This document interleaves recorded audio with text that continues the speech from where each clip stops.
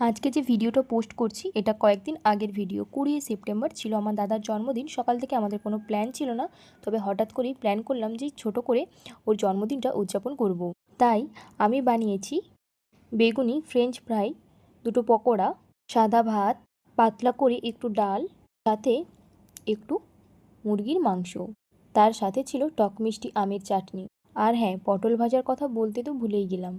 5 রকমের মিষ্টি, মিষ্টি দই আর একটু বাড়িতে থাকা চালের পাঁপড়ও ভেজে নিয়েছিলাম। সব শেষে তৈরি করেছিলাম একটু পায়েস। সব কিছুটাই বানিয়েছি ওর জন্য। একটু একটু করে সব জিনিসটা তৈরি করতে আমার অনেকটা বেশি সময় লেগে গিয়েছিল, যেহেতু আগে থেকে কোনো পরিকল্পনা ছিল না। অনেকটা সময় পেরিয়ে গিয়েছে, এবার ওকে খেতে দিয়ে দিলাম। তোমরা সবাই ওকে অনেকটা আশীর্বাদ করো, যাতে আগামী দিনগুলো ওর ভালো কাটে, ওর দীর্ঘায়ু কামনা করো। সবাই ভালো থেকো, দেখা হচ্ছে পরের ভিডিওতে।